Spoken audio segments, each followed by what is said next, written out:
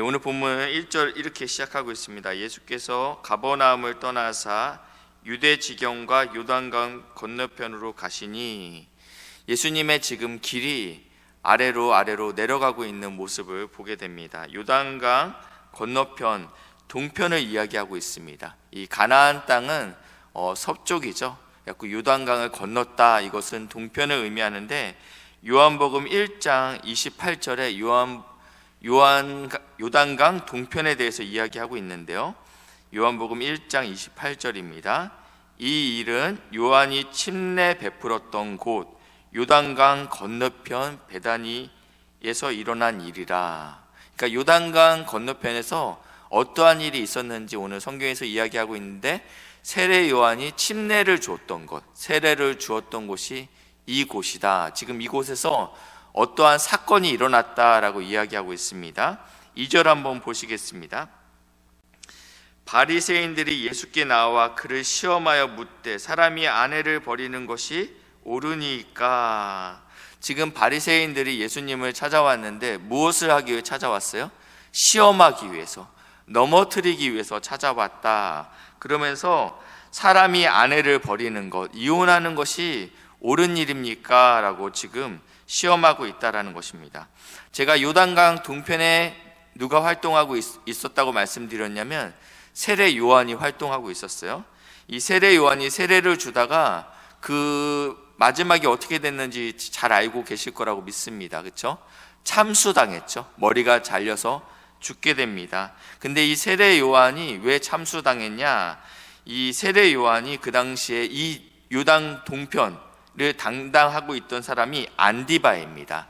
헤롯 안디바라는 사람이 있었습니다.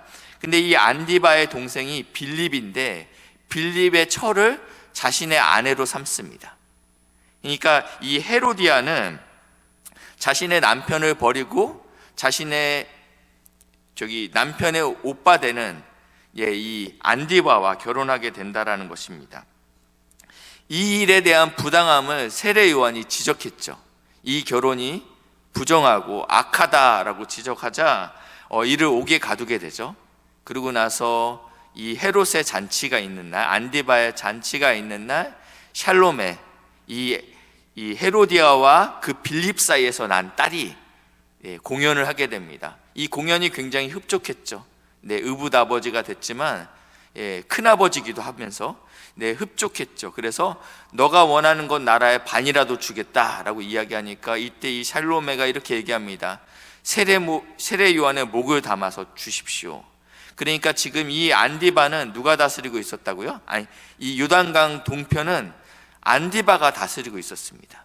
그래서 이 지금 이혼에 관해서 언급하는 것은 굉장히 정치적으로 문제가 있는 발언이라는 것입니다.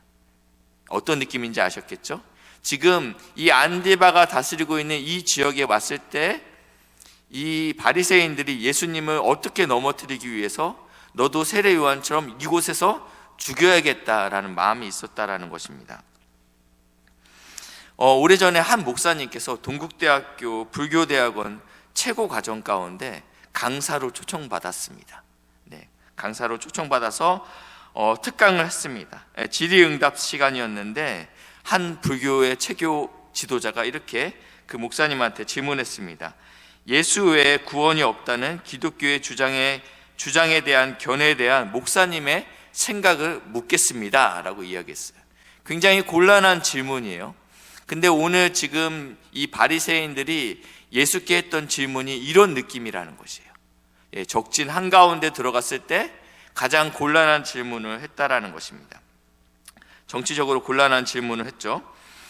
예수님은 여기에 대해서 무엇이라고 대답했습니까? 3절입니다. 3절에 보시니까 대답하여 이르시되 모세가 어떻게 너희에게 명령하였느냐? 모세가 너희에게 어떻게 명령했느냐? 왜냐하면 모세는 이스라엘에게 있어서 가장 권위가 있는 자였기 때문입니다. 신명기 24장 1절 말씀인데요. 모세가 뭐라고 말했는지 한번 제가 읽겠습니다. 사람이 아내를 맞이하여 데려온 후에 이제 데려왔죠. 그에게 수치되는 일이 있음을 발견하고 그를 기뻐하지 아니하면 이혼 증서를 써서 그의 손에 주고 그를 자기 집으로 내보낼 것이다. 무엇인가 수치가 되는 이들. 그렇지만 성경에서는요, 이 수치가 어떠한 의미입니까? 간통을 했을까요? 그렇지만 성경에서는 이 간음을 했을 때는 돌로 쳐서 죽이라고 했어요. 이혼 증서를 써서 내보내라고 얘기하지 않았어요. 그러니까 최소한 그것보다는 덜 심각한 죄라는 것입니다. 유대인들에게는 두 가지 학파가 있었습니다. 마치 우리나라의 고신측, 굉장히 이렇게 고지식하고 그대로 살라고 하는 고신측이 있고, 약간 진보적인 순복음 계통이나 감리교가 있다면, 유대인들한테도 이렇게 보수적인 학파가 있었습니다. 산마의 학파라고 있었고, 그리고 약간 진보적인 힐렐 학파가 있었습니다. 이들이 이 본문을 어떻게 해석했냐면요, 일단은 산마의 학파, 굉장히 보수적인 학파들은 남자가 어떤 경우에 여자에게 이혼 증서를 써줄 수 있는지에 대해서 이렇게 적용했습니다. 산마의 학파는 아내의 성적 부도덕함이 드러날 때 이혼 증서를 써줄 수 있다. 여기까지는 굉장히 동의가 되는 것 같아요. 두 번째, 아내의 천박함이 드러날 때 이혼 증서를 써줄 수 있다. 이 두 가지 외에는 없다. 이렇게 산마의 학파는 이야기했는데, 중요한 건 이 천박함에 대한 개념이 각자 다르다라는 것입니다. 그래서 어떤 표현까지 썼냐면, 머리가 단정하지 않고 외출했을 때 천박하다. 이 되게 웃기는 말이죠. 그래서 이혼 증서를 써줄 수 있다. 그러니까 보수적이었던 산마의 학파도 이 해석을 자기 멋대로 하고 있었다라는 거예요. 그러면 힐렐 학파는 훨씬 더 이렇게 폭이 넓었을 것 같습니다. 이 힐렐 학파는요, 음식을 태우는 것도 이혼 사유가 될 수 있다. 아이고, 그러면 여러 번 이혼했어요, 그렇죠? 두 번째, 심지어 남편이 다른 여자에게 매력을 느끼고 있다면 그것도 이혼할 수 있는 이유가 될 수 있다라고 이야기했다라는 거예요. 그러면서 모세가 이혼 증서를 그러니까 모세가 이혼 증서를 왜 써주라고 했을까요? 이혼이 어쩔 수 없는 것이다, 당연한 것이다, 그래서 이혼 증서를 써주기를 허락했던 것은 아닙니다. 이혼 증서에는 이렇게 쓰였다고 합니다. 당신이 다른 남자와 결혼할 자유가 있습니다 라고 이렇게 선포해 준다라는 거예요. 당시에는요, 음란하고 또 이혼이 빈번했다고 합니다. 그런데 만약에 이혼 증서가 없이 아내가 물리적으로는 이혼한 상태죠. 네, 정서적으로도 이혼한 상태예요. 그래서 아내가 다른 남자와 결혼하게 되면요, 이것은요 어떻게 되냐면 간통이 될 수 있다는 것입니다. 왜냐하면 증거가 없기 때문입니다. 그리고 이혼 증서를 써준다라는 것은요, 법적으로 내가 아무런 권한이 없다, 이 아내에게 법적인 아무 권리가 없다라는 것을 선포하는 거기 때문에 이혼 증서를 쓴다라는 것은 남자에게 있어서 심리적으로 굉장히 부담스러운 일이었다라는 것이에요. 첫 번째는 그래서 이혼하지 못하게 만들기 위해서 이혼 증서를 쓰라고 했고, 두 번째는 여성에게 물리적으로 정서적으로 관계를 다 단절시켜 놓고 너는 평생 그렇게 살아 라고 할 수 없잖아요. 월급을 갖다 줘야 되는데 월급을 줄 수 있는 남편이 월급을 갖다 주지 않으면서 너는 평생 내가 이혼 증서를 써주지 않을 거야, 너는 평생 그렇게 혼자 살아야 돼 라고 사회적으로 매장시키는 일이 있었기 때문에 약자인 여성을 보호하기 위해서 모세는 이혼 증서를 써주라고 했다라는 것입니다. 5절에 보시니까요, 예수께서 그들에게 이르시되 너희의 마음이 완악함으로 말미암아 이 명령을 기록하였다라고 말씀하고 있습니다.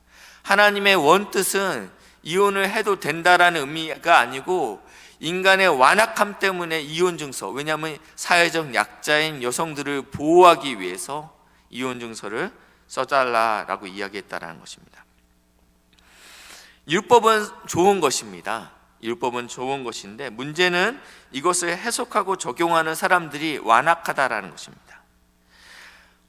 우리나라에 아주 좋은 제도가 있습니다. 실업급여가 있습니다. 그렇죠? 갑자기 실직을 하게 되면 생활이 되지 않지 않습니까? 그래서 나에게 잠시 담비와 같은 것들이 되기 때문에 실업급여는 굉장히 좋은 제도이죠. 문제는 이 실업급여를 악용하는 사람들이 있다라는 것이죠. 딱 6개월 일하고 1년 일하고 내가 이것을 퇴직하고 이 실업급여를 받지 않으면 이상하게 미련한 사람이 되는 사회적 풍조가 있다라는 거예요.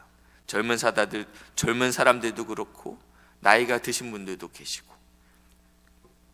그러니까 분명히 이 율법 자체는 굉장히 귀하고 좋은 것임에도 불구하고 이것을 이용하는 인간이 악하다라는 것입니다. 하나님의 말씀을 해석하고 적용하는 사람들은 언제든지 그것들을 악용하고 남용할 수 있다라는 것입니다. 율법 안에 좋은 정신이 있습니다.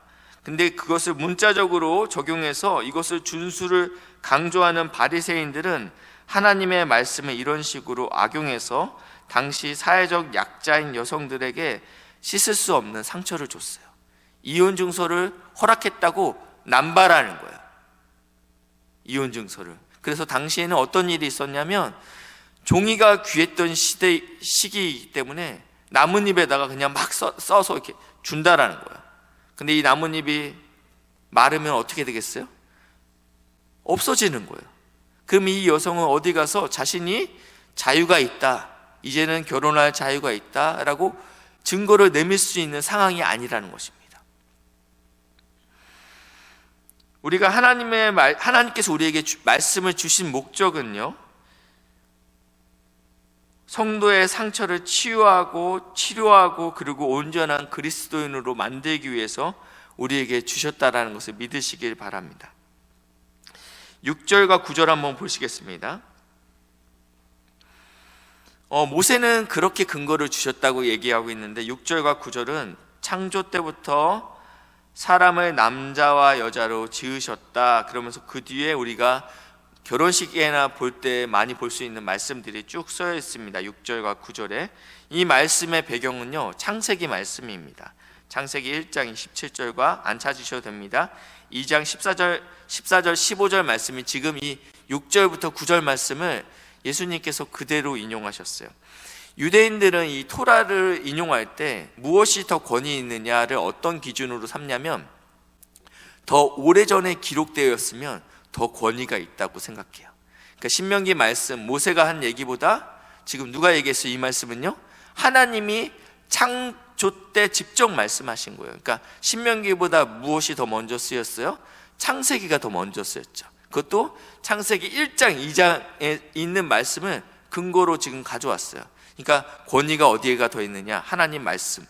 원래 뜻은 이것이다. 사람이 나뉘지 못할 것이다 라고 말씀하고 있습니다. 결혼은 누구가 해요? 남자와 여자가 한다. 성경에서는 분명히 이야기하고 있어요. 이것이 하나님의 뜻이다 라고 이야기하고 있습니다. 예수님의 해석은요, 그 당시 유대인들에게 있어서는요, 굉장히 반사회적인 선언이었어요. 네, 왜냐하면 그 당시는 이혼 증서를 주면서 마음껏 자기가 원하는 대로 결혼할 수 있었고, 이랬던 남성 중심의 사회에서 이것은 아니다, 하나님의 뜻은 헤어지지 않는 것이다 라고 선포하고 있기 때문입니다. 필요하다면 반사회적이라 할지라도 성경의 가르침을 옹호하고 그 가르침을 따라 살아야 할 필요가 있습니다. 성경에서는요, 결혼 외의 모든 성관계는 심각한 죄라고 이야기하고 있습니다. 세상은 간통죄가 없어졌다고 하지만 분명한 것은 심각한 죄라는 것입니다. 이것은 가정을 파괴할 뿐 아니라 우리의 영혼을 파괴합니다. 최근 목회 데이터 연구소에서 발표한 자료에는 청소년의 52% 그리고 대학생의 60%가 동성애를 인정해야 된다라고 이야기하고 있습니다. 동성애는 창조 질서를 무너뜨리는 악이죠. 분명히 성경에서는 남자와 여자가 결혼해야 된다라고 이야기하고 있지만 그들은 이 기준이 없다라는 것입니다. 이것은요, 치료받아야 될 병입니다. 이건 이거대로 인정해줘야 돼라고 이야기해야 되는 것들이 아니라는 것입니다. 하나님께서 우리에게 주신 말씀은요, 기초는 사랑입니다. 하나님께서 이 말씀을 주었을 때 우리를 어렵고 힘들게 하기 위한 것이 아니고 약자를 보호하기 위해서, 그리고 우리에게 참된 자유를 주시기 위해서, 그리고 우리를 하나님의 형상으로 회복시키기 위해서 하나님께서 이 말씀을 주셨습니다. 근데 이거를 우리가 문자 그대로 받아들여서, 그래서 우리가 이것들을 율법의 조문으로 만들어서 우리를 괴롭히기 위해서 주신 것이 아니라는 것입니다. 하나님의 말씀, 진리는 우리를 참 자유하게 합니다. 우리에게 평안과 안식을 줍니다. 이 말씀이 우리 삶 가운데 은혜로 누려지는 복된 은혜가 있기를 주님의 이름으로 축복합니다. 기도하시겠습니다. 사랑해 주님 감사합니다. 하나님께서 우리에게 가정을 주시고 또 가정 안에서 참 평안과 회복이 있기를 간절히 누구보다도 원하시는 주님이기에 감사합니다. 주님, 사랑하는 우리 귀한 우리 모든 성도들 가정을 지키시고 자녀를 지키시고 또 말씀 안에서 참 평안을 누릴 수 있도록 인도하시고 역사해 주시옵소서. 주님 감사드리며 예수님의 이름으로 기도했습니다. 아멘.